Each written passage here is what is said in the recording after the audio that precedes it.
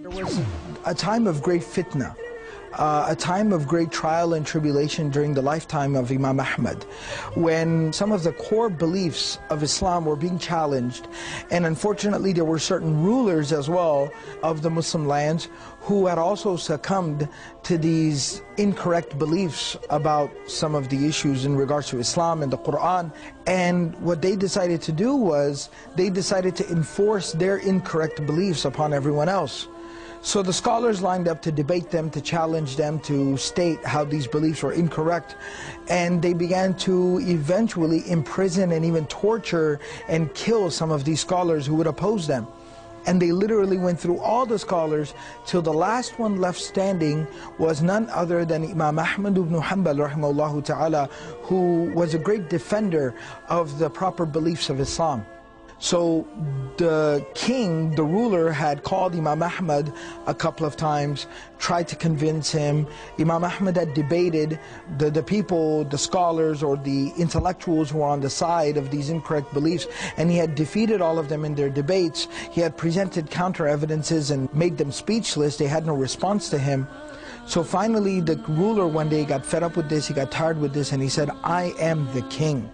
I'm the ruler. I'm not going to take some nonsense from some imam or some sheikh. I'm not going to have him tell me what's right and what's wrong. I'm the ruler, I'm the king, I'm right. So he sends his soldiers over to Imam Ahmad's house. And he says, I want you to chain him up, tie him up like a prisoner. You know, like maximum security style. I want you to chain him up like a criminal. And I want you to walk him through, don't bring him from a side route, walk him through the center of the town, through the town square, through the marketplace, so everyone can see him humiliated. And then I want you to bring him here, and then we will lash him, and we will torture him, and we will punish him until he does not concede. So Imam Ahmad ibn Hanbal is now chained, and he's being brought through the town, and everyone's gathered around, everyone's watching, everyone's looking, everyone's gawking, you know, shocked and surprised at what's happening. And Imam Ahmad rahimahullah says, I started to think to myself, Ahmad, what are you doing to yourself? What are you doing to yourself? You're humiliating yourself. You're embarrassing yourself. Allah and His Messenger sallallahu alaihi wasallam have given you an out.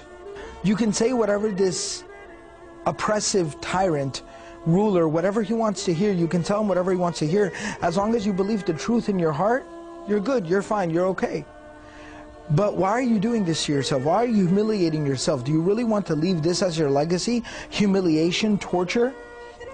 And then he says, as I was thinking this to myself, I felt somebody tugging on my clothes, like my shirt, from behind me. And he said, I turned around, and it was a young man. And this young man seemed familiar. And he said, he goes, oh Imam, ya Imam Ahmad. He goes, do you know who I am? He said, I'm Abu al-Haytham. And Imam Ahmad tells us that Abu al-Haytham was the most notorious criminal of that time in that era. Right? He was like Billy the Kid. Right? So he was like this notorious criminal who was the most wanted man. He was at the top of the most wanted list. And he pulled him, he tugged him, and so when Imam Ahmad turned around, he goes, I'm Abu al-Haytham. He said, listen, I steal for a living. I rob people is what I do. And I have been lashed. He said, it is written in the court documents. It is written in the court records and the court documents. You go and you look. I have been lashed 18,000 times. What he meant was, I have received 18,000 lashes because of my crimes. But I haven't stopped doing what I do. He said, I serve shaitan for the sake of the dunya. I obey shaitan. I listen to what shaitan tells me to do for the sake of material worldly gain. But I haven't quit just because of a few lashes, 18,000. He says, you obey Allah for the sake of the deen and the hereafter and the akhirah. Don't you dare ease up on your stance because of a few lashes. Don't you worry about a few lashes. I didn't give up robbing people, doing bad things because of lashes. Don't you dare give up a good thing because of lashes. And he said these words to me and he let my shirt go. And the soldiers dragged me on. And that was the last time I ever saw him.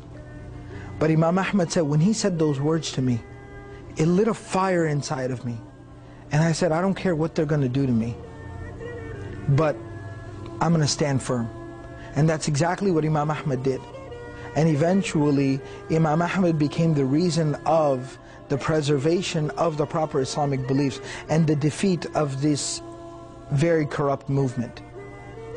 And that's why Imam Ahmad, for the rest of his life, wherever he would sit, whenever he would pray, before he would go to sleep, he would make dua to Allah for Abu al-Haytham. Rahimallahu Abu al-Haytham. May Allah have mercy on Abu al-Haytham. May Allah forgive the sins of Abu al-Haytham. The moral of the story is, never underestimate anyone. Everyone's got something to offer. Everyone's got a potential. Everyone's got untapped, limitless potential. It's just a matter of realizing that ourselves and then trying to bring something productive to the table. So don't underestimate yourself, first and foremost. Secondly, never underestimate anyone, because you don't know what they're capable of. You don't know what good deed they've done.